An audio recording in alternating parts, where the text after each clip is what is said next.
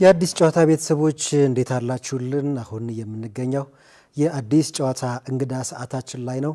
አብራችሁ እንድትሆኑ በአክብሮት የምጋብዛችሁ የፕሮግራሙ አዘጋጅና አቅራቢ ድልነሳ መንግስቴ ነኝ። የዛሬው የአዲስ ጨዋታ እንግዳችን ደግሞ የቲያትር ባለሙያ ነው። ፊልሙም ላይ እንዲሁም ደግሞ የሙዚቃ ስራዎች ላይ እንደዚሁ የማይታጣ ፕሮዲውስ በማድረግም የሚታወቅ ትልቅ ባለሙያ ነው። በተለይ በሰሞኑ ደግሞ በተለይ በዚህ በህዳር ወር መጀመሪያ አካባቢ ደግሞ አዲስ አበባችን አንድ ታላቅ እውነት አዘጋጅታ ነበረ። አንድ ታላቅ የኪነ ጥበብ ሰውን አክብራ ነበር። ከዚህ ዝግጅት ጀርባ ያለው ይህ የዛሬው የአዲስ ጨዋታ እንግዳችን ነው። አብራችሁን ቆዩና ሁሉንም ነገር ወደ እናንተ እናደርሳለን። ይህንን ዝግጅት ወደ እናንተ ስናደርስ አብሮን በአጋርነት ያለውን ኢትዮ ቴሌኮምን ከልብ አድርገን እናመሰግናለን። ቀጥታ ወደ እንግዳችን እናልፋለን። ተፌዋ እንኳን ደህና መጣህልኝ። እንኳን ደህና ቆየህ ድልዬ። አለን አምሮብሃል። ያው እንደ ሁል ጊዜው ዘና ብለህ ነው የመጣው። በጣም አሪፍ። እንግዲህ ወደ አዲስ ጨዋታ እንግዳ ሆነ እዚህ ስቱዲዮ ስለተሰየምክ በጣም ነው የማመሰግነው። እኔም በጣም አመሰግናለሁ። እኔ ተፌ አልኩኛው እንግዲህ ቀረብ አድርጌ ማለት ነው። ከሰሞኑ ጉዳይ እንጀምርና ሰዎችን የማክበር ነገሩ የመጣው ከምንድን ነው? ካስተዳደጉ ነው? ከምንድን ነው ከሚለው ብንጀምር ደስ ይለኛል። አመሰግናለሁ። እንግዲህ በጣም ደስ ይላል። ዛሬ እንግዲህ እንግዳም ሆኜ ተገኝቼ ስቱዲዮን በማየቴ በጣም ደስ ብሎኛል። እንግዲህ ሰዎች ማክበር ያው እንዳልኩ አስተዳደግ ይወስነዋል። ግን አሁን ሰዎች ማክበር የሚለው እንግዲህ የአስተዳደግ ውጤት ቢሆንም ግን እኔ ደግሞ የባለሙያዎችን ማክበር ጋር ስመጣ ያው እዛው ዘርፍ ውስጥ ስላለሁኝ እንደዚህ በኢትዮጵያ የቲያትር፣ የፊልም፣ የሙዚቃ ስራ ውስጥ አሻራቸውን ያኖሩ ለኢትዮጵያ ባለሙያዎች መነሻ የሆኑ ሰዎችን ማክበር ያስፈልጋል የሚል እምነት ነበረኝ። ያን እንግዲህ ወጣት ሆኜ ወይም ደግሞ በልጅነት እኔም እንደ አንድ አማተር ባለሙያ በመሰራበት ጊዜ ማድረግ አልችልም። አሁን ዛሬ አቅሙን እግዚአብሔር ሰጥቶን መታመኑ መጥቶ ኮንታክቱ ኖሮና እንደዚህ አይነት እድሎቹ ስናገኝ ደግሞ ሁሌ እመኝ የነበረውን ነገር ማድረግ በጣም እፈልጋለሁና ሀሳቡ እንዳልኩ ከልጅነት ጀምሮ የመጣ ሀሳብ ነው። ደስ ይለኛል። ልጅም ሆኜ ታላላቆችን በማክበር ነው ያደግኩት። አስተዳደጌ የዛ ውጤት ነው። ግን ባለሙያዎቻችን ጋር ስንመጣ ግን በጣም ብዙ የለፉ የደከሙ ለሀገር ውለታ የሰሩ ሰዎች ሲመሰገኑ ብዙ ጊዜ አታይም። በእርግጥ የሚያመሰግኑ አካላት ይኖራሉ፣ በመንግስትም እውቅና ያገኛሉ። ግን ነው ራሱ ችሎ እንደዚህ በጣም ትልቅ እውቅና ሰጥቷቸው እንደው በህይወት እያሉ በተለይ ደግሞ ከሞቱ በኋላ ወይ ደግሞ ካረፉ በኋላ ከሚሆን በጣም በተቻለ መጠን በህይወት እያሉ ማመስገን ያስፈልጋል የሚል እምነት ስለነበረኝ እንግዲህ አንድ ሁለት ሰዎች ላይ ይሄን ነገር ሞክሬያለሁ። እንግዲህ ከስራው በተጨማሪ ነው እንግዲህ ከምንሰራው ቲያትር፣ ፊልም፣ ሙዚቃ በተጨማሪ እንደዚህ ደግሞ አንጋፋ ባለሙያዎችን ማክበር ጥሩ ነው የሚል ለመጀመሪያ ጊዜ የኪሮስ ኃይለሥላሴን ዝግጅት አዘጋጀን። በቅርቡ ደግሞ አንተም ተገኝተህ የነበረውን ተወዳጁን ገጣሚ ጸሐፊ ተውኔትና እንዲሁም አዘጋጅ ጌትነት እንየውን ደግሞ ፕሮግራምም እንደዚሁ ሰራን። ይሄን ይመስላል። እንግዲህ ያው እንትኑ ማክበሩ ከልጅነት የመጣ ነው ለማለት ፈልጌ። አዎ እንግዲህ ቀጥታ እኔ ተፌ ብዬ ከዛ ግን ተፈራ ወርቁ የሚለውን አሁን ይሄኛው ሌላኛው ዋነኛ ስም ስለሆነ ነው በዚህ እንድንጀምር የፈለግኩት። ምን ነው ቀጥታ ተንደርድረው ገቡ እንዳይሉን ቤተሰቦቻችን ብዬ ነው። ምክንያቱም አንዳንዱ ሰው አንድን ሰው ስናስብ መጀመሪያ አእምሯችን ውስጥ የሚመጣ ነገር አለ። እንደዛ ያደረገው ሰው የሚል ነገር አለና ቀጥታ ሰሞኑን ካከናወንከው ሆን ብዬ ለመነሳት ሌላው መጠሪያ ሆኗል ብዬ ነው። ለማንኛውም ይህን ጉዳይ ትንሽ እንድናወራበት ተፈይዋ ቪዲዮ አዘጋጅቻለሁ። የተወሰነ ቪዲዮውን አይተን ከዛ እናወራበታለን ጥቂት።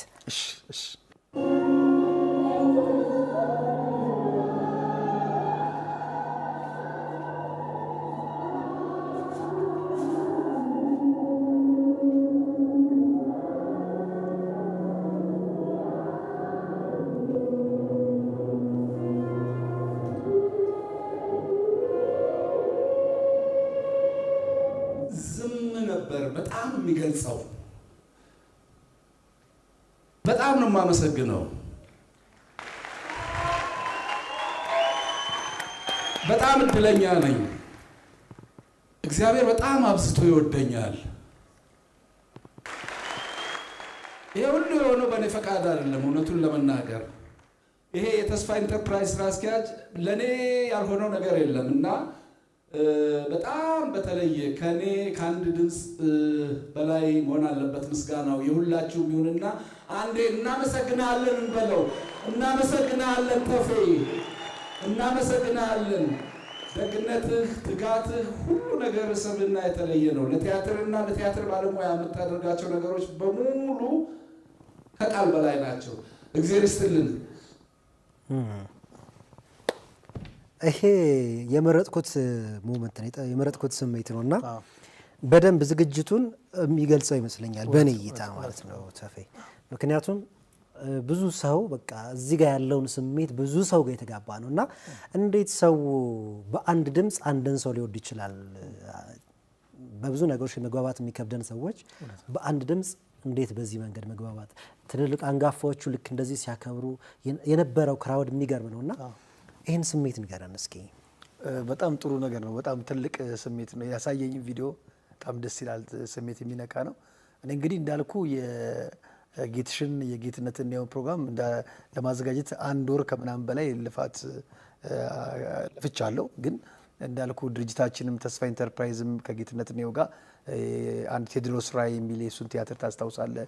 አልፎ በአማራ ክልል ታይቶ የነበረ ቲያትር በድጋሚ የኢትዮጵያ ብሔራዊ ቲያትር በበጀት ምክንያት አቅም ያንሰኛል በሚልበት ጊዜ ምንም እኛም አቅም አልነበረንም። ግን እንደውም የምንወዳቸውን ሰዎች ባለሀብቶችን ጠይቀን ቲያትሩ በድጋሚ በኢትዮጵያ ብሔራዊ ቲያትር እንዲታይ አድርገን ነበር እና ያኔ ትልቅ የስራ ግንኙነት ነበርን።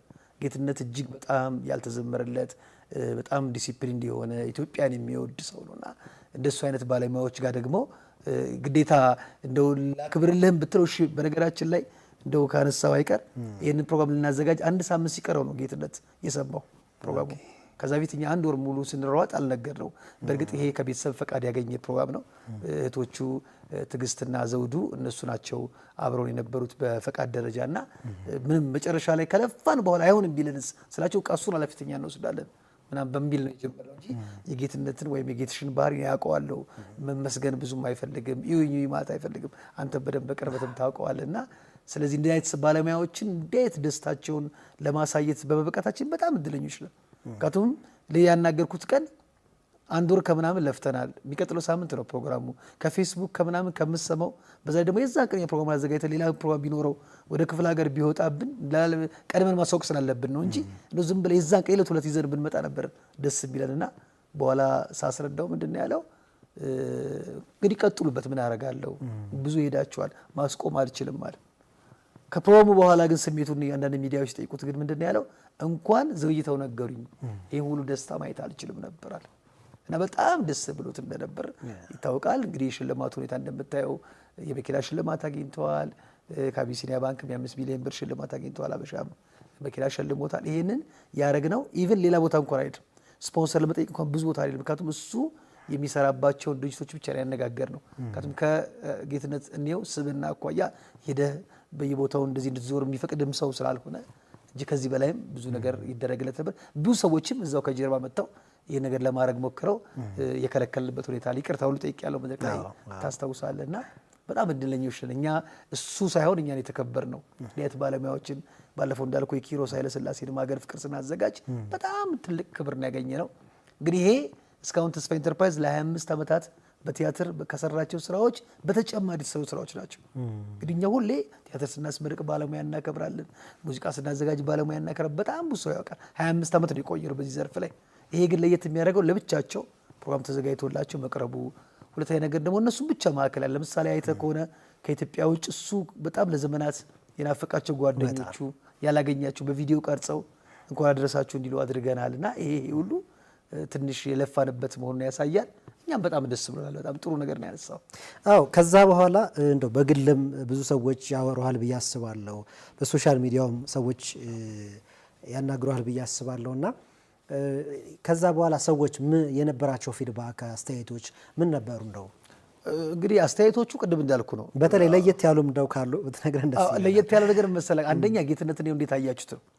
ቅድም ከጌትነት ባህሪ አኳያ እንዲህ አይነት ነገር ላይ እንዴት ይሻላችሁ፣ እንዴት እንዲህ አይነት ፕሮግራም ሲዘጋጅ ተገኘም ሁሉ ያሉ ሰዎች ሁሉ አሉና እሱ በጣም ትልቅ ቻሌንጅ ነበር። በጣም የሚያስቅ ነገር ነበር። ሌላው ተረኛው እኔ ነኝ የሚሉ ሰዎች አሉ፣ ቴክስት እያደረጉ በሚቀጥለው የእኛን ማክበር አለብህ እኛም እኮ ለፍተናል ያሉ አሉ። እድሜያቸውን የሚነግሩን አሉ። አንዳንድ እንደ ቀልድ ነው የምናያቸው እንዲያ ነገሮችን። ያው ሁሉም ሰው መመስገን ይፈልጋል። በዚህ እንቀጥላለን አንቀጥልም እንግዲህ ወደፊት የሚታይ ነው። ግን ለእኛ ኪሮስን ከሀገር ፍቅር ቲያትር ቤት ጌትነት ነው ከኢትዮጵያ ብሔራዊ ቲያትር ለካትም ሁለቱም የቲያትር ቤት ቀለሞች ናቸው። አገር ፍቅር ስትሄድ ኪሮስ ነው የምታገኘው፣ ቲያትር ስትሄድ ደግሞ ጌትነት ነው የምታገኘው። በጣም በተለይ እንደኛ አይነት ጀማሪ በነበርንበት ጊዜ ያበረታቱ የነበሩ ያግዙ የነበሩ ባለሙያዎች ናቸው። በጣም በተለየ ሁኔታ እኛ አማተር ተዋናይ በነበርንበት ጊዜ ጌትነት መጥቶ መድረክ ላይ ሲያዘጋጅናል፣ ያግዘናል፣ አሴት ይሰጠናል። በተለይ ተስፋዬ ሲማ ጋር ስንማር በጣም ያግዘን ነበር። ኪሮስ ምርክ እንደዛው። ስለዚህ እነዚህ ሰዎች የዘሩትን ነገር ነው ያገኙት። በተለይ በእኛ በትውልዱ በተማሪዎቹ መመስገን ቀላል ነገር አይደለም። ምናልባት ከዚህ በኋላ እንደው አንድ ጥያቄ ለማንሳት ፈልጌ ነው። ከዚህ በፊት ማመስገን የምፈልገው ሰው ነበር ያለፈኝ የምትለው የሚያስቆጭህ ሰው አለ ወይ? ከዚህ በኋላስ ቢያንስ እንደዚህ አይነት ሴትም ወንድም ሊሆን ይችላል፣ ሀገር ውስጥም ከሀገር ውጭም ሊሆን ይችላል፣ አላቅም፣ ግን እገሌን ሳላከብር ሳላመሰግን ማለፍ አልፈልግም የምትለው ሰው ይኖር ይሆን? እንግዲህ አሁን አልደረስኩም እንጂ በኢትዮጵያ ቲያትር ላይ በጣም ትልቅ አሻራቸውን ያኖሩ ልክ እንደ ጌትነት ስምና ክብር የሚገባቸው ባለሙያዎች ነበሩ። እነ ወጋየሁን ብትወስድ መከበር የነበረባቸው ናቸው። እኛ አልደረስንባቸውም። ነጋሻ ሃይማኖት አለሙን ብትወስድ በቲያትር ዝግጅት፣ ነጋሻ ባተን ብትወስድ በጣም ብዙዎቹ እንዲህ አይነት ስነ ስርዓት ቢዘጋጅላቸው ደስ ይለኛል። ያኛው ሀሳብ እንግዲህ ያኔ እኛም ብዙ ለዚህ ነገር አልተደራጅን ሊሆን ይችላል። ግን የሚቆጨኝ ግን አይደለም። ምክንያቱም ሌሎች ሰዎችም እንደዚህ አዘጋጅተውላቸው እኔ እንደው የግል ጉዳይን ከጠየቀኝ እንጂ መልስልህ ብዙ ጊዜ ተከብረዋል፣ ተሸልመዋል፣ ተደንቀዋል። እኔ ግን ቆጭቶኝ አያውቅም እንዲህ አይነት ነገር። እንዳልኩ ተስፋ ቲያትር በሚሰራበት ጊዜ ሙዚቃ በሚያዘጋጅበት ጊዜ ያልሸለሙ ባለሙያ የለም። በቅርቡ እንኳን 25ኛ ዓመታችን ስናከብር 25 ባለሙያዎችን ያከበር ነው። ከክቡር ዶክተር ተስፋዬ አበበ ጀምሮ ነጋሻ እያልን ንስዩም ተፈራን በጣም ብዙዎቹ በህይወት ያሉ ባለሙያዎችን የምንችለው መጠነኛ የገንዘብ ሽልማት ከባሉ ጋር እንዲያያዝ ብለን የ25 ሺህ ብር ሽልማት ለሁሉም ለ25ቱም የዋንጫ የሰርቲፊኬት ሽልማት ቲያትር ባስመረቀን ቁጥር ያላከበር ነው ባለሙያ የለም። ግን እንዳልኩ እንደዚህ በስፔሻል ሁኔታ የተዘጋጀው የኪሮስና የጌትነት ብቻ ነው እና ብዙ ቆይቶኛ አይቆጨኝም። ከዚህ በኋላም ልቀጥልበት አልቀጥልበትም አላውቅም። ከዚህ ስራው በተጨማሪ እየተሰራ ያለ ስራ ስለሆነ ካቱም እንዲህ አይነት ስራ የጥቅም ስራ አይደለም። ጊዜን ብዙ ነገሮችን ሰውተህ የምትሰራቸው ስራዎች ናቸው። የኛ ድርጅት ደግሞ ብዙ ሰራተኞች አሉት። በቲያትሩም በምኑም ሬዲዮ ፕሮግራምም አለ እንደምታውቀውና ብዙ ስራ መስራት ይጠበቅብናል። ይሄ ለነሱ ያሳየነው ፍቅር ነው፣ ማሳያ ነው። ከዚህ በኋላ ሌሎች ባለሙያዎች መቀጠል አለባቸው። እኛም እናግዛለን ከነሱ ጎን ሆነን እኛም ወደፊት እንስራ ብዙ የምናውቀው ነገር የለም። ለጊዜው ግን በጣም ተደስተናል በሁለቱ ባለሙያዎች ማሳያ ነው። ምክንያቱም አሉ እኮ ብዙ እንዲሚጥሩ የሚሞክሩ ሰዎች እኮ አሉ። ከኛም የሚቀደሙ አሉ፣ ከኛም ቀጥሎ የሚከበሩ ባለሙያዎች አሉ። ስለዚህ እኛ ከነሱ አሴት እየሰጠን እያገዝን አብረን እንቀጥላለን። መልካም፣ በጣም ጥሩ። እንግዲህ የመጀመሪያው ምዕራፍ እዚህ ጋር ገታ እናድርግና ወደ ሁለተኛው ምዕራፍ እናልፋለን።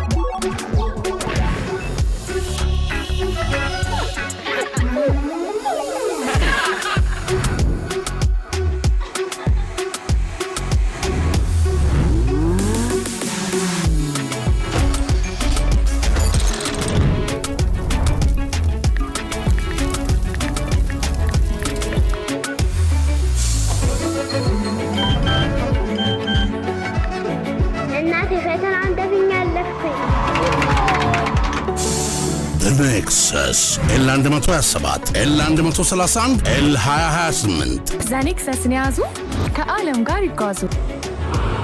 ኢትዮ ቴሌኮም።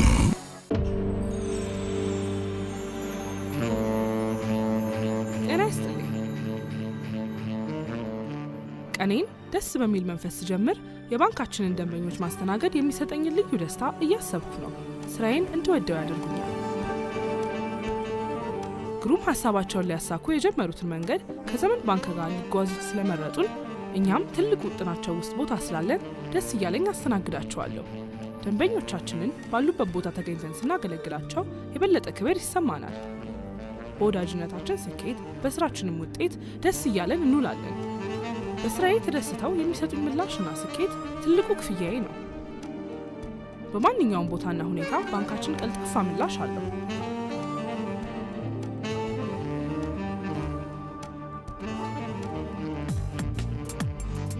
ዘመን ባንክ የላቀ አገልግሎት ማዕከል።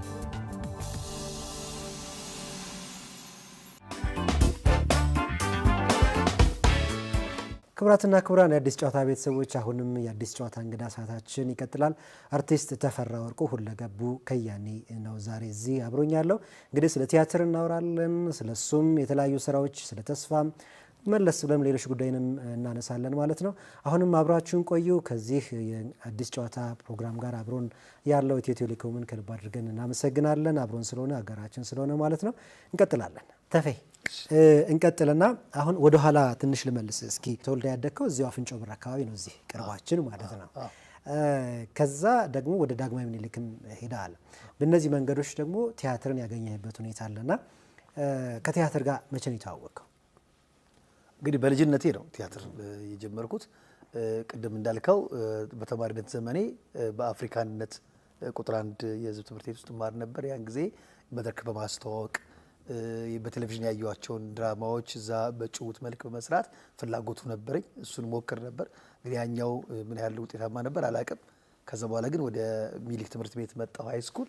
እዛ የድራማ ክበብ ሆኜ እዛ መስራት ጀመርኩ። ያው እንግዲህ በሄድኩበት እንደዚህ የኪነ ጥበብ ሰዎች ይገጥሙኛል እና ለመጀመሪያ ጊዜ ግን ወደ ተስፋዬ ሲማ መምህር ተስፋዬ ሲማ በጣም ብዙ ከ400 በላይ ተጽዕኖ ፈጣሪ ባለሙያዎችን ያፈራ ነው። ያው ታውቀዋለህ። እሱ ጋር ለመዝገብ እድሉን አገኘው እና ተማሪ የ9ኛ ክፍል ተማሪ ነበርኩኝ። ግን 12ኛ ክፍል ጨርሻለሁ ብዬ ነው የገባሁት። ከቱም ተማሪዎች መጨረስ አለባቸው ትምህርታቸው እንዳታቋርጡ ስለሚል እሱ ያችኛዋ እንዳይከለክለኝ ብዬ የ12ኛ ክፍል ተማሪ ብዬ ገባው። ዞሮ ዞሮ ግን እሱ ጋር ተምሬ በጥሩ ውጤት ተመረኩኝ። ከዛ ቀጥታ ወደ ክቡር ዶክተር ተስፋዬ አበበ ሄድኩት። እዛ ደግሞ እንዲሄድ ትልቁን እድል የፈጠርልኝ አባቴ ነው። አባቴ የገድሉ አሰግደው የሚባል የራስ ቲያትር አርቲስት አለ። የአዘጋጅ ነው፣ ተዋናይ ነው። የእሱ ጓደኛ ስለነበር ለፋዘር እሱ እንዲነግርልኝ ያደረግኩና እዛ ቦታውንም ስለማላቀው ይዞኝ ሄደ። አባቴ ከገድሉ ጋር ሆነው ከወሰዱኝ በኋላ ግን ፈተና ነበር። አሁን ክቡር ዶክተር ተስፋዬ አበበ ጋር አሁን ሁሉም ሰው እየገባ በፍላጎት የሚማርበት ትልቅ ማዕከል ነው፣ ስልጠና የሚሰጥበታል። ያኔ ግን መቻል ይጠበቅብሃል። የተወሰነ ነገር ታይቶ ነው የምትገባው እንጂ ዝም ብለህ መግባት አትችልም። አሁን ፍላጎቱ ካለ ልትማር ነው የምትገባው፣ እንደ ትምህርት ቤት እንደ ኮሌጅ ነው። ያው ያኔ ግን እንደሱ አልነበርም፣ ውድድር ነበር እና 40 ወንዶች 40 ሴቶች የተፈተን ነው። ከዛ ውስጥ ከሴት ሰብለ ተፈራ ነፍሷን ይማርና ማማጨቤ እሷ አለፈች። ከወንድ ደግሞ እኔ ያለፍኩኝ። ሁለታችንም የቲያትር እድገት ክበብ ይባላል ያን ጊዜ የዛ አባል ሆንን። ከዛ በኋላ ቀጥታ እንግዲህ ከፋዘር ጋር ሆነን በክፍለ ሀገር በየትምህርት ቤቱ በቲያትር ቤት ቲያትር ማሳየት ጀመርን። የመጀመሪያ መድረክ የሀገር ፍቅር ቲያትር ህይወት በየፈርጁ የሚል ቲያትር ላይ በተዋናይነት ሰርቻለሁ። ከዛ በኋላ ግን እንግዲህ እንዲህ እያልኩኝ በየቦታው መስራት ጀመርኩኝ። ከዛ ቀጥታ ወደ ጋሻ እያል ነገር ነው ሄድኩኝ። እንደዚህ አንጋፋዎቹ ምጭም ይጠቅሙኛል። በጣም እድለኛ ነኝ። ደግሞ እኔም አንድ ቦታ የመርጋትም ችሎታውም የለኝም። እሱማ ትምህርት ቤትም ላይ እኮ ዳግማዊ ምኒልክ ላይም የነ አርቲስት አረጋዊን አሰፋ ያሉበት ክበብ የድራማ ክበብ እና ተስፋዬ ገብረሃና ያሉበት ከዛ ሙዚቃ ማለት ድራማ ክበብ አባል ሆንክ። እነሱ ግን ከወጡ በኋላ የገባሁት አባል ሆንክ። ከዛ ግን ሙዚቃ ባንዱንም ደግሞ መድረክ ትመራ ነበር አለ። የሆነ ጭውቶች አቀርብ ነበር። መድረክ ምርጫ ቃለው ሁሉም ነገር ላይ ብቻ ሁለገብ ለመሆን ጥረት አደርግ ነበር። የትኛው እንደተሳካል ይባል ያቀበልና በዛው አጋጣሚ ያልሞከርክም ድምጽ? አልሞከርኩም። አሁን እንትን አንድ ጓደኛችን ነበረ ተስፋዬ ታዬ ይባላል። ታውቀዋለህ? ተስፋዬ ታዬ እዚህ መጥቶ እንግዳችን ነበር። እሱ የኛ ባች ነበር፣ አብሮ ከኛ ጋር ነበርና እሱ የሚገርም ተወዛዋዥ ነበር። ከበሮ ይመታ ነበር። በጣም ከምንቀናበት በቃ ባለሙያ አንዱ እሱ ነበርና አንችልም በቃ ስላልቻልን ተው ነው እንጂ እሱም ጓደኛችን ስለነበር ማየታችን አይቀርም ነበር። ግን ቢያንስ መድረክ መርተናል፣ ድራማ ሰርተናል፣ ቲያትር አዘጋጅተናል። እንደዚህ ዞሮ ዞሮ ከአርቱ ውጭ አልሆንም። ከሚኒሊክ ግን ከወጣው በኋላ እንዳልኩ ፋዘር ጋር ገባው። ከተስፋዬ ሲማ ግን ትምህርት ቤት ላይ ይቅርታ፣ ትምህርት ቤት ላይ በጣም ተወዳጅ ነበር አሉ። ብዙ ሰው የሚወደው እንደሰማሁት ከሆነ ወንዶችም ሴቶችም የሚከቡህ የምትከበብ አይነት በምን ጉዳይ ማለት ብቻ የምትከበብ የምትወደድ አዎ እንግዲህ ያው የድራማ አባላቶች ያው እንግዲህ እንዳልኩ እኔ የማውቀው ነገር ካለ ለማስተማር ጥረት አደርጋለሁ። አብሬ ያየሁትን ነገር በቃ ብቻ የሆነ አክቲቭ ነበርኩ ብዬ አስባለሁ። እንዳልኩ በነገራችን ላይ ትምህርት ቤትም ፋዘር ጋም ያለው የትም ቦታ ላይ ያለው የኔ መልኬም አይረሳም። በዛ ላይ በጣም ተጫዋች ላይ ብዬ ነው የማስበው። ትንሽ ሶሻል እንትኔም አሪፍ ነው፣ ከሰው ጋር እግባባለሁና ስለምግባባው በሄድኩበት ቦታ ላይ ትንሽ የመታወቅ ነገር አለ እንጂ እንዳልኩ ብዙም በተለይ በወንዶች ተከብቤ ሊሆን ይችላል፣ በሴቶች ግን ተከብቤ አላውቅም። ዞሮ ከዛ ወጣሁኝ ቀጥታ ጋሻ እያለጋ ገባሁ። ጋሻ እያለጋ ደግሞ ጥሩ ተዋናይ ከነበሩት መካከል አንዱ ነበርኩኝ። ቀንዲል ቤተ ተውኔት ብሎ እዚህ አቧሪ አካባቢ ከፍቶ ነበረ። ወደዚህ ወደ 1080 አካባቢ አንድ የእድር ቤት ነገር ተከራይቶ እዛ ደግሞ እንዲሁ በቃ ቲያትር ቤቱ ከመገንባት አኳያ አብረው ጋሻ እያለን እያገዝን ከሱ ደግሞ ስለ ዝግጅት፣ ስለ ትወና፣ ስለ ጽሁፍ ብዙ ነገሮች እንድንማር አድርጎናል። የመጨረሻው ማረፊያ የነበረው ጋሻ እያለ ነው። እሱ ጋር እያለው ነው ተስፋ ኢንተርፕራይዝ የተመሰረተው። ተስፋ ኢንተርፕራይዝ በጣም አሪፍ። ከሰፈር ስታድግ ምን አይነት ልጅ ነው የነበርከው? በምን ጉዳይ ማለት በጣም ጉልበተኛ ነበር? አልነበርኩም። እንዲህ የሆነ በሰፈር ውስጥ እንግዲህ ሰፈር ጓደኞቼ አሁን እያዩኝ ነው። በእርግጠኝነት ትንሽ የዋህ ምባል ወይ ደግሞ ሞኝ። ለምሳሌ የጭቃቢ ታውቃለህ? የጭቃቢ በገንዘብ በገዛ ሰው ነበርኩ። የምር አሁን ጭቃቢ እንግዲህ አንድ ሰው ዝም ብሎ አድርጎ የሚሸጠው ነገር ነው አይደል? የምር እኔ ግን በጣም ጅል ከመሆን የተነሳ አንድ ቢኒያም ይባላል። አሁን ኳስ የሚጫወት ጓደኛችን ነው። ቢኒያም ሰፈር እዚህ ቀጨኔ አካባቢ ነው ቤተሰቦች ቤትና እዛ ላይ ያደግኩት እዚህ ቀጨኔ መድኃኒዓለም አካባቢ። ብዙ ሰው ያውቀዋል ይህን ታሪክ፣ ብዙ ሰው ያውቀዋል። ሬዲዮ ላይም ተናግሬዋለሁ። እና ብይ እንጫወታለን በጭቃቢ ምናምን እና እኔ ግን አላውቅም። በጭቃ ብኩቶ እንደሰራው አይምሮ ውስጥ አይደለም ያለው። በቃ ሰው የተጠበበ ነበር አድርጌ የማስበውና መጥቼ በገንዘብ ስገዛ ግን የሚያስቀኝ የልጆች ክሬቲቪቲ ከአንድ ሰዓት በኋላ ተመለስ ይለኛል። ለምሳሌ በጣም ለፍቼበት ነው የገዛው ሊለኝ ፈልጎ ሊያስወድደው እንጂ እዛው እኮ አብኩቶ እዛው ሊሰጠኝ ይችል ነበርና ትንሽ ይሄኛው ባህሪ ነበረኝ። ብዙ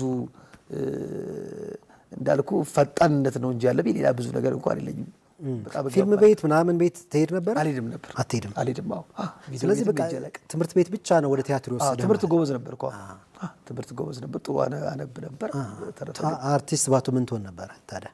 ያው ጥሩ ተማሪ፣ በጣም ጥሩ ተማሪ፣ በሳይንሱም ወይ በሶሻሉም የሆነ ነገር ውጤታማ መሆን ይመስለኛል። ግን እንዳልኩ ቪዲዮ ቤት ሄዶ የማየት ኳስ ጨዋታ ሜዳዎች ላይ የመሄድ ነገር የለም። ብዙ ጊዜ ቤት ውስጥ ነው ባሳልፈው።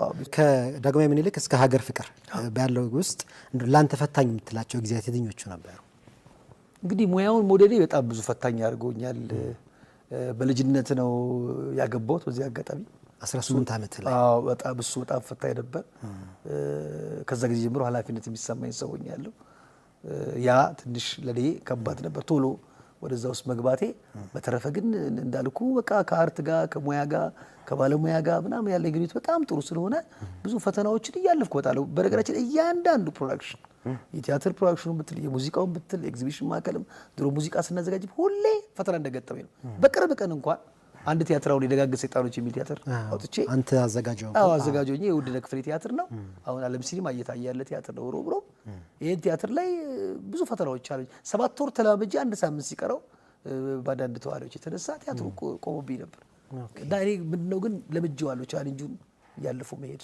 በተለይ ከባለሙያ ጋር ለምትሰራው ከአርቲስቶች ጋር መስራት ጥሩነትም አለው ከባድም ያደርገዋልና ያን ጥረት አድርጌ ለማሸነፍ ሞክሬያለሁ። ለዚህ ነው ከባድ የቆየሁት። በጣም በቃ ከዚህ ሙያ የመውጣት ነገር እንደው ሊያስወስንህ የገጠመህ ነገር ነበር? አስቤ አላቅም። በጣም ስለምወደው አስቤ አላቅም። ግን ተስፋ ግን በጣም ብዙ ቆርጫለሁ። በጣም ብዙ በቃ በጣም ብዙ። ለምሳሌ ብነግርህ አንድ ፊልም ፕሮዲውስ አደረግኩኝ የተዋቡ እጆች የሚሊየም ጊዜ ነው እና በጣም ከፍተኛ ወጪ ያወጣ ነው እና በቃ ፊልሙ ብዙ አልተወደደልንም። ያለመወደዱ ችግር ያዘጋጅ ችግር ነበረ በወቅቱ። ግን ዞሮ ግን የዛን ጊዜ መሬት ላይ እስከ መተኛት የቤት ዕቃችን ሸጠን እስከ ለፊልሙ እስከ መዋል ድረስ ደርሰን ነበር። በጣም ተቸግረን ማለት ነው። እንግዲህ አንድ ሰው ማልከኝ የቤት ዕቃዎቻችን አሁን ቤት የምኖርበትን ቤት ያን ጊዜ አልጋ ያልቀረኝ፣ ቁም ሳጥን ያልቀረኝ፣ ቴሌቪዥን ያልቀረኝ ማለት አልቆ በጀቱ ማለት ነው ልንሰራበት የነበረው። ምክንያቱም ፊልሙ ድጋሚ መቀረጽ ነበረበት። የሆነ ቦታ ተበላሸብን። አሁን ይህን ፈተና እንዴት ታልፈዋላት? በቃ ይቅር ከናካቴ ብለህ ብትተው አይደለ። ግን የግድ ፊልም መውጣት ስላለበት ግድ የለም ነገ አልጋ እንገዛለን ነገ መተኛት እንችላለን በሚል ብዙ ወጪዎች የነበሩበት ፊልም ድጋሚ እንዲቀረጽ አድርጌያለሁኝ። እንዲህ አይነት በጣም ከዛ ግን መለሰልህ ፊልሙ? አዎ። ምን የሚል ፊልም ነው? የተዋቡ እጆች። የተዋቡ እጆች። አለማየሁ ታደሰ ለመጀመሪያ ጊዜ እየሰራበት ፊልም ነው። ቀና እንትን አለንም ቻሌንጆቹ አሉ። ትከስራለህ፣ ምን ትላለህ፣ ታተርፋለህ፣ ባለሙያ ይቀርብሃል፣ ባለሙያ ይታመምብሃል። ሪስክ ነው በጣም ስራው። ግን እንደዛም ሆኖ በቻሌንጅ ውስጥ 25 ዓመት ያህል የመጀመሪያ የቆየ የመጀመሪያው ኢንተርፕራይዝ ነው የኛ። ለዛ ነው ተስፋ ያልከው። ተስፋ እየቆረጥክ ግን ተስፋ እየቀጠልክ።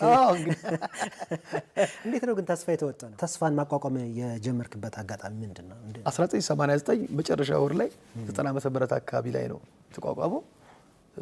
ሳላይሽ የስነ ጥበባትና የማስታወቂያ ኢንተርፕራይዝ ይባላል። የአቶ ጥላሁን ጉግሳ አለሞ በህይወት የለም፣ ነፍስ ይማርልን። የሳላይሽ ሰው ነው። ወደ ወሎ አካባቢ በጣም የተለየ የኪነ ጥበብ ሰው ነው። አመራርም ነበር፣ ደራሲ ነው፣ አዘጋጅ ነው። እና እሱ እየዞረ ቱር ያደርጋል። ልክ እንዳሁን እንደ ነጋሽ መላኩ አሻግሬ ቲያትር ያሳያልና ፍላጎት ነበረኝ። እንግዲህ አስበው እንዳልኩ ስንት ነገር ደረገጥኩ። አስብ ተዋናይ ነበርኩ። ወደ ዝግጅቱ መጣው፣ መድረክ መምራት እንዲህ እያለ መጨረሻ ላይ ግን ፕሮዲሰር መሆን ደግሞ ፈለግኩ። ደግሞ ያን ጊዜ ምንም ፕሮዲሰር አልነበረም እንዳልኩ ቲያትር የሚያመርት ያሉት እነ ክቡር ዶክተር ተስፋዬ አበበ እነ ጋሽ አያለ ናቸው። ቀጥሎ ጋሽ ጥላሁን ነው። ስለዚህ ለምን አላቋቋም ብዬ የተነሳሁት እነሱን እያየው ስለነበር ፍላጎቱ በየክፍለ ሀገሩ ቲያትር ማሳየት፣ የራስ ድርጅት በስረ ሰራተኞች ይዘህ ለባለሙያ በር መክፈት፣ የተረሱ ባለሙያዎችን ማስታወስ፣ ድርሰት ዝግጅት እየገዛ መስራት በቃ ፍላጎቱ ነበረኝ። ስለዚህ ያኔ ያን መሰረትኩኝ እንጂ እንዳልኩ መነሻ የነበረው ጋሽ ጥላሁን። መጀመሪያ ፕሮዲስ ያደረግከው ቲያትር ነው ፊልም ነው? ቲያትር ነው። ጥቁር ፈተና ይባላል። ጥቁር ፈተና ነፍሱን ይማረውና ዘላለም መኮንን ነው የደረሰው። አሁንም ነፍሱን ይማረውና ሳምሶን ወርቁ ነው ያዘጋጀው። በመዘጋጃ ቤት ነው የታየው ቲያትሩ። በመዘጋጃ ወደ 12 አካባቢ ተዋናዮች ያሉበት ነው። ጥቁር ፈተና ይባላል። እንግዲህ ላለፉት 27 25 ዓመታት ጥቁር ፈተና እንደዚህ ቲያትሮቻችን ናቸው። የተዋቡ ልጆች ፊልም ያ ነው የመጀመሪያው እንትናችን። ጥቁር ፈተና ያው ልዛ ጋር ብዙ ናቸው የምትሰራቸው። የሚገርም ነው። ስለዚህ ምን ያክል 25 ይደርሳሉ አይደል? ፕሮዲስ ያረካቸው ወደ 25 26 አካባቢ። አሁን ለሳምፕል ነው እንደዚህ ያዘጋጁት። እነዚህ ሙዚቃ ዝግጅቶቻቸው በጣም ብዙ ናቸው። ቲያትር ፕሮዲስ ማድረግ ቀላል እንዳልሆነ ይታወቃል። በተለይ ደግሞ ይዞ መዞርም ደግሞ ይጠይቃል አይደለ? ብዙ ተዋናይ ይኖረዋል። እንግዲህ የብዙ ነገር እንትን ትላለህ። ቢያንስ የዝግጅቱን አልፎ አልፎ አንተም ስለምትኖር፣ ሌላው ደግሞ ስለ አንተ የሚነገረው ምንድነው ለሙያተኛ ያለህ ክብር፣ ባለሙያዎች የምታሳትፍበት መንገድ ላይ እያንዳንዱ የምትሰጠው ቦታ አለ፣ ተገቢውን ክፍያ ማግኘት አለበት ብለህ የምታምነው ነገር አለና ቲያትር ፕሮዲስ ማድረግ ኢትዮጵያ ውስጥ አዋጭ ነው? አይደለም፣ አዋጭ አይደለም። ግን ቲያትር የምትወድ ከሆነ ግን እንደ አንድ ዘርፍ አዋጭ ነው እና ያከስራል። ልዩነት አላቸው። ኖረንበታል፣ ልጆች ያሳደገንበታል። ብዙ ጭልም ያለ ነገር አልነግርህም። የሆነ ግን የሚያደክም ነገር አለው። የሆነ ጊዜ ደግሞ ውጤታማ የሚያደርግ ጥሩ ስራ ከመጣ ውጤታማ ያደርጋል። ስራዎች ደግሞ ሲቀዘቅዙ እንዳንድ ሁኔታዎች ደግሞ አሁን ለምሳሌ በኮቪድ ጊዜ የፈለገ ቲያትር ብትሰራ ልታሳይ አትችልም። ልክ እንደዛ አንዳንዴ ወቅታዊ ነገሮች ይገጥመዋል እንጂ ቲያትር ጥሩ ነው፣ ደስ ይላል፣ የምትወደው ሙያ ስለሆነ። ግን በአትራፊ ግን አይደለም። በጣም አገኘውበት የምትለው ፕሮዳክሽን እና በጣም አከሰረኝ የምትለው ፕሮዳክሽን? በሙዚቃ ዝግጅት ሳዘጋጅ በጣም ብዙ ትርፋማ የነበርኩት ኤግዚቢሽን ማዕከል ያኔ 90ዎቹ ላይ አዘጋጃቸው የነበሩ ኮንሰርቶች ናቸው። አንተም እንደምታውቀው የክቡር ዶክተር ጥላሁን ገሰሰን የሙዚቃ ፌስቲቫል አዘጋጅቻለሁ። የላፎንቴኖችን አዘጋጅቻለሁ። የነበዛ ወርቅን አዘጋጅቻለሁ በሜጋ አምፊ ቲያትር። የይርዳውና የትዕግስት በቀለን ሳቂቷ ጀንበር በሜጋ አዘጋጅቻለሁ። በነገራችን ላይ በጣም ብዙ ድምፃውያኖች ከኛ ጋር ሰርተዋል። ያኔ ተስፋ ኢንተርፕራይዝ በወቅቱ 90ዎቹ ዓመተ ምህረት ያላሰራው ድምፃዊ ያልሰራባቸው ባንዶች አልነበሩ በሙዚቃ። ያኔ በጣም አትራፊ ነበር። ያኔ አክሱማይትን ሁሉ ይዘት አክሱማይት ባንድ፣ ሴቫንስ ባንድ፣ አፍሮ ሳውንድ ባንድ፣ ሁሉም ባንዶች በእለቱ የነበሩ ባንዶች ሁሉ ከኛ ጋር ሰርተዋል። ያ ሁሉ ግን ያኔ እናዛይ የነበረው የሙዚቃ ዝግጅት አትራፊ ነበር። ስለዚህ በዛ ነው እንግዲህ ቲያትሮቻችንን እያሳየን እየለፋን የነበረውና በቲያትር ያከሰረኝ ወይም ደግሞ ውጤታማ ማድረገኝ የሚለው የለም። ግን ራሱን ችሎ ይንቀሳቀስ ነበር። እንዳልኩ ስፖንሰሮች የምናገኝ ነበር። ስፖንሰሮች ጥረት እናደርግ ስለነበር ወጪያችንን እየሸፈንን ሞክረናል። ግን ትርፋማ ግን የሆነውና ለውጣት ያመጣ ነው። አንዳንዴ መኪና ሁሉ እስከ መግዛት የደረስንባቸው ጊዜያቶች ግን ያኔ የኤግዚቢሽን ማዕከል በነበርንበት ጊዜ ነው። በሙዚቃ ብዙ ውጤታማ የከሰርክበትስ? በሙዚቃ የከሰርኩት አንዴ የሞሊድ በዓል የሙስሊም በዓል ዕለት ትዝ ይለኛል። እንግዲህ እርግጠኛ ነኝ ሞሊድ ይሁን የሆነ በዓሉን አንተ ልታስታውስ ትችላለህ። ጨረቃ የምትታይበት ቀን ተብሎ የአረፋ መሰለኝ ብዙ አላውቅም። የዛን ቀን እኔ ቅስቀሳ ያረኩበት ቀንና ጨረቃው የታየችበት ቀን ተቀያየረ። በጣም ብዙ የለፋውበት ነበር። እነ ዳዊት መለሰ እነ ብጻት ስዩም ምናምን በጣም ብዙ ድምፃውያኖችን ይዤ የሰራሁበት ነበር አስታውሳለሁ። እና ተመልካች አልመጣም። በጣም ከፍተኛ ኪሳራ ነበር። ያ ግን እንዳልኩ ቅድም እንዳልኩ አንዴ ትርኢት አዘጋጅተህ ደግሞ አንዴ የማስታውሰው በጣም ቅስቀሳ አድርጌ የሀገር ፍቅር ቲያትር በጣም ከፍተኛ ተመልካች ይመጣል ብዬ ያልኩበት ፕሮግራም ከፍተኛ ዝናብ ዘንቦ በቃ ሰው ከቤት እንዴት ይውጣ ቀረ። በቃ ደግሞ የሚያቆርጥ አልነበረም። ቲያትር ነበር። ምን አይነት ቲያትር ነበር? ቲያትር ነበር። ምንድነው ቲያትር የነበረው? ነቃሽ ነበር። ነቃሽ ነበር። የዮሐንስ ብርሃኑ ቲያትር ነው። እሱ በጣም ከፍተኛ በቃ ተመልካች ሞልቶ ይመለሳል የተባለበት በቃ ቴሌቪዥኑ ብትል ያዴና ለቤ ሾው ነበሩ። በጣም ትልቅ ስራ ነበር። ከዛ ዝናብ ዘነበ። አንድም ሰው አልመጣም። የሚገርም ነገር አንድም ሰው አልመጣም። እና ይዘጋ ብለን ስንጠብቅ የተወሰነ አንድ 20 ሰው 30 ሰው ምናምን መምጣት ምናምን ጀመረ። ከዛ መጨረሻ እንጠብቅ ብለን እንደምንም 100 ምናምን ሰው መጣ። ባት እያባረረት በቃ የፈለገ ዣንጥላ እያዘ እዚህ ቲያትሩ መቋረጥ የለበትም ብዬ ለ100 ሰዎች ቲያትሩ ሊታይ ተደረገ። ወጪው ግን ከባድ ነበር። ማስታውሰው ነው የምነግርህ። እንደዚህ አይነት ነገሮች ብዙ ገጠመኞች አሉ። በጣም ብዙ። መኪና ሸጠህ የገዛኸው ድርሰት የትኛው ነው? የኃይሉ ጸጋዬ ቲያትር ነው። መኪና ሸጬ ሳይሆን መኪናውን እሱ መጥቶ ገዝቶኝ ነው እንጂ ድንገት ቢሮአችን ገባ። በቲያትር ነው ድርሰት ነበረ። መሀል ላይ ይባላል ቲያትሩ። የእሱ ድርሰት ነው። ምንድን ነው ያደረገው? ስክሪፕት ልንገዛው ነው። ያኔ ስክሪፕቱ ዋጋና እኛ እጃችን ያለው ብር አይገናኝም። ቲያትሩን ደግሞ ፈልገነዋል።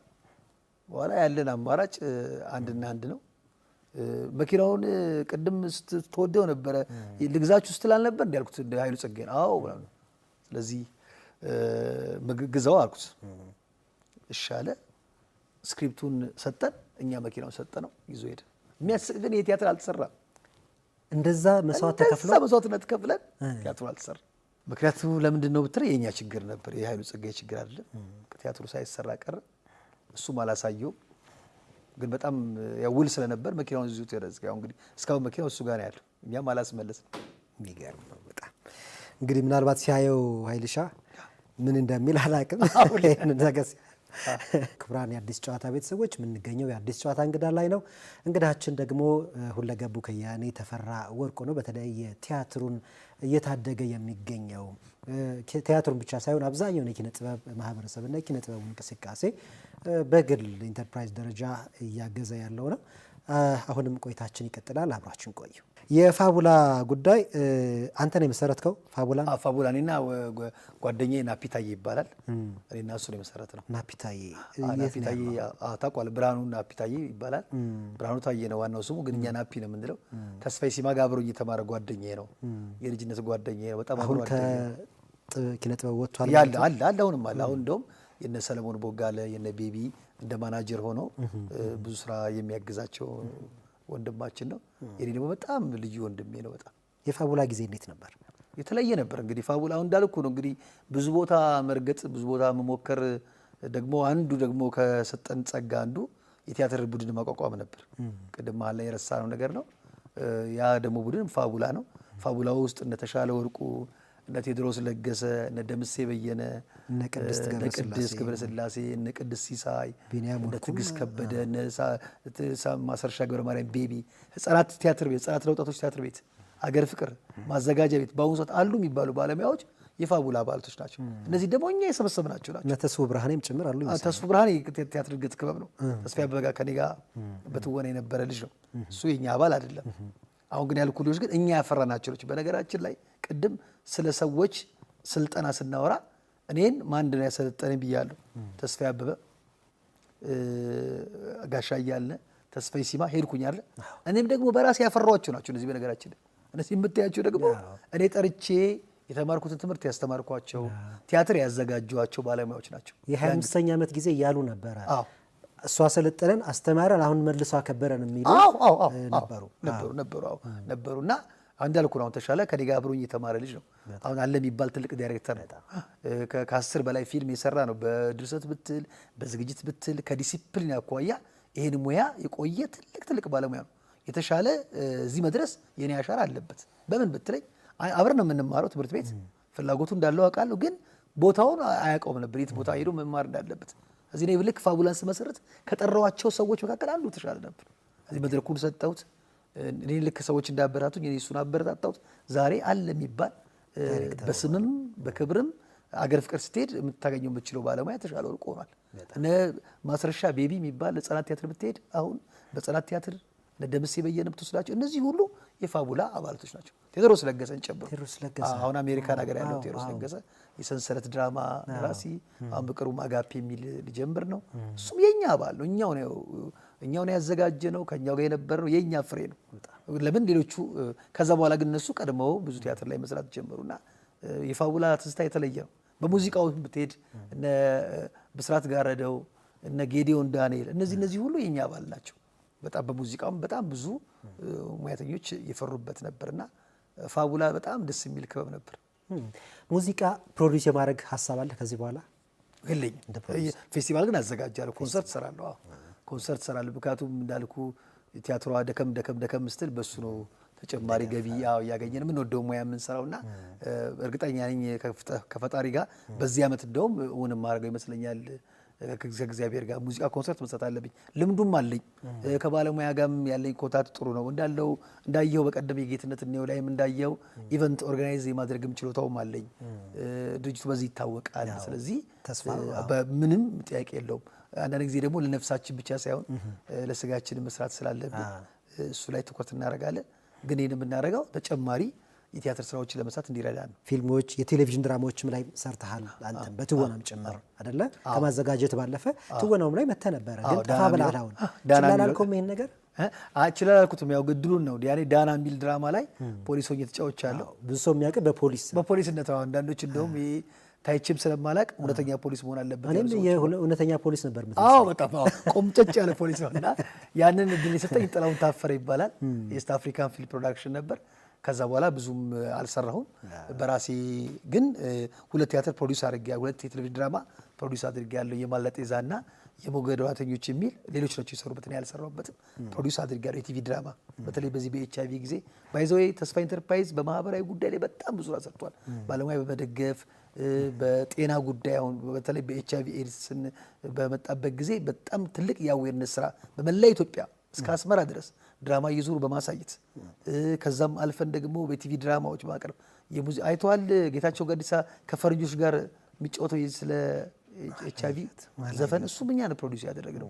በጣም ሰርተናል። ጤና ላይ ከአክሽን ኤድ ኢትዮጵያ ጋር ከኒዘርላንድ ኤምባሲ ጋር ከተለያየ ድርጅቶች ጋር በመሆን ብዙ የአዌርነስ ስራ ሰርተናል በጤና ጉዳይ ላይ ቲቪ ድራማዎች እንዳልከው ማለት ነው።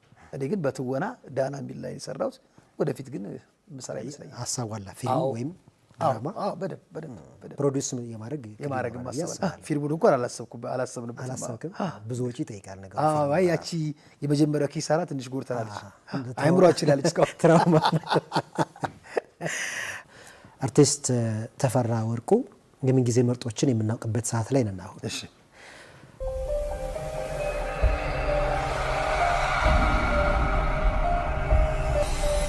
የአርቲስት ተፈራ ወርቁ የምን ጊዜም ምርጥ የመድረክ ቲያትር? ከባድ ጥያቄ ነው። እንግዲህ 1929 የሚለው ቲያትር 1929 የማን ድርሰት የማን ዝግጅት? የጌታቸው አብዲ። በጣም እንግዲህ የመጀመሪያ ቲያትርም ስለሆነ ለመጀመሪያ ጊዜ ያየሁት ቲያትር ስለሆነ እኔ 1929 እወዳለሁ። በጣም ነው የምወደው። ምናልባት አንድ ቀን መልሰህ ፕሮዲውሰር ላደርገው እችላለሁ በእርግጠኝነት። አንተ የምን ጊዜም ምርጥ ዝግጅት ነው አዘጋጅሽ? ጌትነት ገምቼ ነበር። ወንድ ተዋናይ እና ሴት ተዋናይት? ድንቅ የመድረክ ተዋናይ ወንዶችን ሁለቱ ብጠቅስ አለማየሁ ታደሰና ሽመልስ አበራ ነው ማለቀው።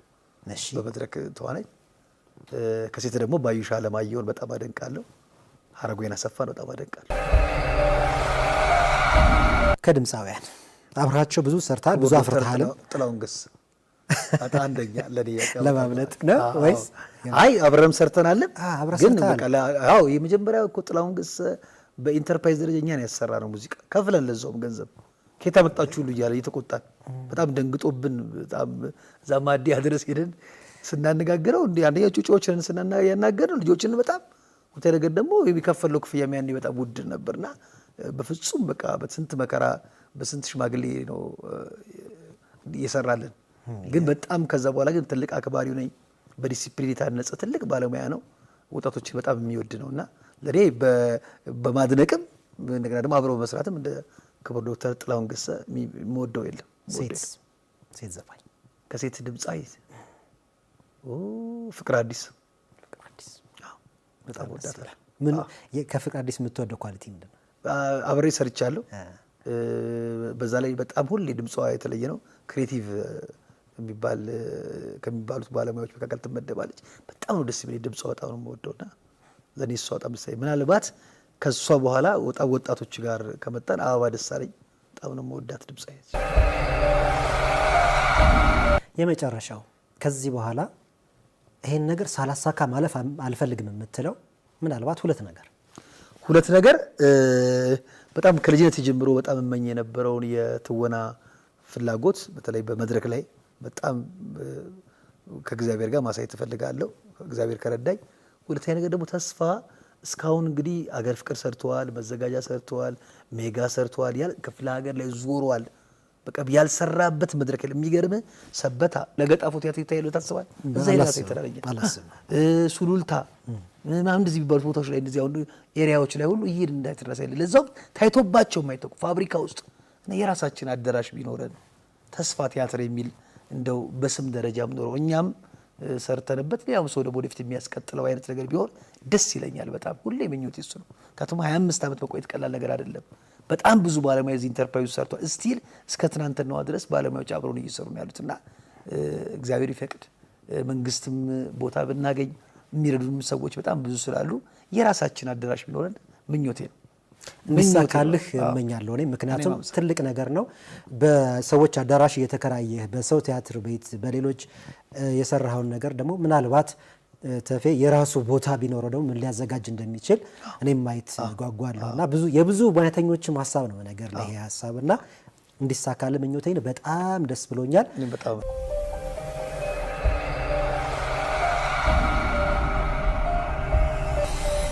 ቆንጆ ቆይታ ነው ያደረግነው። ምናልባት የመጨረሻ የምትለው እኔ ያላነሳሁት እንደው ከዚህ ከመጣው ላይ ቀር ሳላነሳው ማለፍ አልፈልግም የምትለው ጉዳይ ካለ ይሄው።